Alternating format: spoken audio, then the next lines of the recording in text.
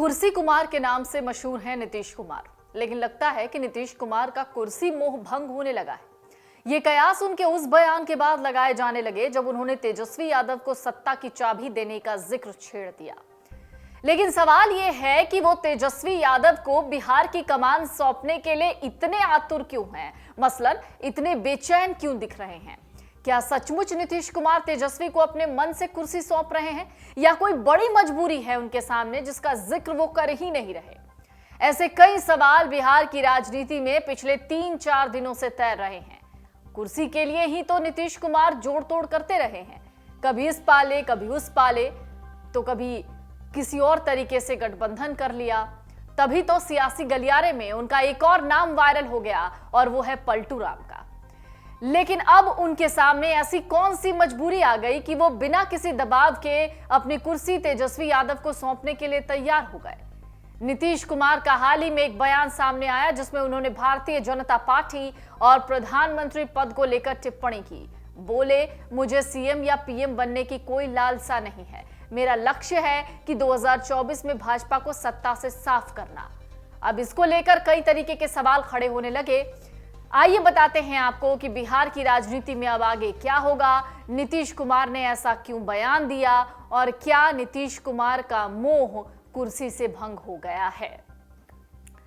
वरिष्ठ पत्रकार प्रमोद कुमार सिंह से बातचीत हुई। उन्होंने कहा, बिहार की सियासत जाति पर आधारित है, ये सब जानते हैं। नीतीश कुमार लंबे वक्त से सत्ता में है, वो भी तब जब नीतीश की पार्टी को कम सीटें मिली, कभी आरजेडी के समर्थन से तो कभी बीजेपी के समर्थन से।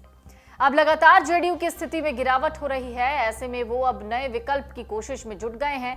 भाजपा से नाता तोड़कर नीतीश कुमार महागठबंधन का हिस्सा बनने के दौरान कुछ शर्तों पर समझौता करते दिखे। कई लोग कहते हैं कि तेजस्वी यादव ने उन्हें भरोसा दिलाया कि अगर वो अभी महागठबंधन में शामिल होते हैं तो 2024 लोकसभा चुनाव के दौरान उन्हें विपक्ष की तरफ से प्रधानमंत्री पद के लिए आरजेडी उनका समर्थन करेगा। ये गठबंधन से पहले की डील थी जिसके बारे में कहा जा रहा है महज ये एक कयास होगा, लेकिन फिलहाल सियासी गलियारे में इसी बात की चर्चा है। उत्तर भारत की बड़ी पार्टियों का समर्थन दिलाने का भी वादा किया गया था, मसलन समाजवादी पार्टी, रालोद, शिवसेना यानी उद्धव गुट जैसी पार्टियों को साथ लाने के लिए वादा किया गया।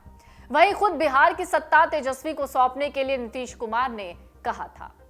सार्वजनिक तौर पर नीतीश कुमार लगातार बोलते रहे हैं कि वो पीएम नहीं बनना चाहते। संभव है कि वो ये जानते हैं कि कांग्रेस के रहते हुए ऐसा मुमकिन नहीं है। नीतीश जानते हैं अगर उन्हें और बाकी विपक्षी दलों की राजनीति बचानी है तो भाजपा को हर हालत में हराना होगा, लेकिन नीतीश के चेहरे को बाकी पार्टियां कितना समर्थन देगी ये भी नीतीश को पता है। इसके लिए वो किसी भी तरीके का समझौता करने के लिए तैयार हैं। इसके लिए वो विपक्ष के समन्वयक जैसा कोई पद भी ले सकते हैं। आरजेडी और जेडीयू का समान वोट बैंक होने के कारण उन्होंने बीजेपी से नाता तोड़ा, आरजेडी का साथ लेने का निर्णय किया। राजनीतिक हलकों में उसी वक्त से ये बात तैर रही थी कि आरजेडी और जेडीयू के बीच जो समझौता हुआ उसके मुताबिक नीतीश 2024 के लोकसभा चुनाव के मद्देनजर अपने को बीजेपी के खिलाफ विपक्ष को गोल बंद करने का काम में लगाएंगे और कुछ दिनों बाद वो तेजस्वी यादव को बिहार की कमान सौंप देंगे। नीतीश को सबसे बड़ा झटका कब लगा? वो लगा कुढ़नी विधानसभा उपचुनाव में। उन्होंने अपने दल के उम्मीदवार के लिए आरजेडी से सीट तो ले ली, लेकिन कई दलों के समर्थन के बावजूद अकेली लड़ी बीजेपी से उनका उम्मीदवार हार गया। अपने परायों की आलोचना और कुढ़नी में हार से नीतीश कुमार को एहसास है कि बिहार की राजनीति में अब उनकी छवि चुनाव जिताऊ नेता की रही नहीं। दरअसल नीतीश कुमार बढ़ती उम्र और अपने परायों की आलोचना से इतने परेशान हो चुके हैं कि अब उन्हें आगे का रास्ता दिख ही नहीं रहा। उनके सीएम बने रहने का नैतिक आधार भी नहीं, इसलिए कि अपनों से तकरीबन 2 गुने विधायकों वाली पार्टी आरजेडी के समर्थन से वो सरकार चला रहे हैं। अपनों की आलोचनाओं का आलम यह है कि सोमवार से शुरू हुए विधानसभा के शीतकालीन सत्र के पहले ही दिन जेडीयू विधायक संजीव कुमार ने अपनी ही सरकार पर सवाल खड़े कर दिए। कह दिया, बिहार में शराबबंदी फेल है, शराबबंदी की समीक्षा होनी चाहिए। शराबबंदी के नाम पर पुलिस दलितों और अति पिछड़ों पर अत्याचार कर रही है। पुलिस की मिलीभगत की वजह से बिहार में शराब की खेप ट्रकों में भर भर के आ रही है। शराबबंदी को लेकर आरजेडी के एक पूर्व विधायक ने भी लगभग ऐसी ही बातें कही थी। सरकार में सहयोगी हम के नेता और पूर्व मुख्यमंत्री जीतन राम मांझी भी समय समय पर उगल ही देते हैं और शराबबंदी पर बोलते रहते हैं। नीतीश कुमार की माने तो वो अब अपने को बीजेपी के खिलाफ विपक्ष को गोलबंद करने में लगाएंगे। हालांकि उनके ही 2 बयानों से ये भी संकेत मिलता है कि अब वो राजनीति से किनारा करना चाहते हैं। 2020 में विधानसभा चुनाव के दौरान उन्होंने कहा था कि ये उनका आखिरी चुनाव है और अब कह रहे हैं कि उन्हें सीएम पीएम पद की कोई लालसा नहीं। 78 साल के हो रहे नीतीश कुमार राजनीति से संन्यास भी ले तो कोई आश्चर्य की बात नहीं होगी।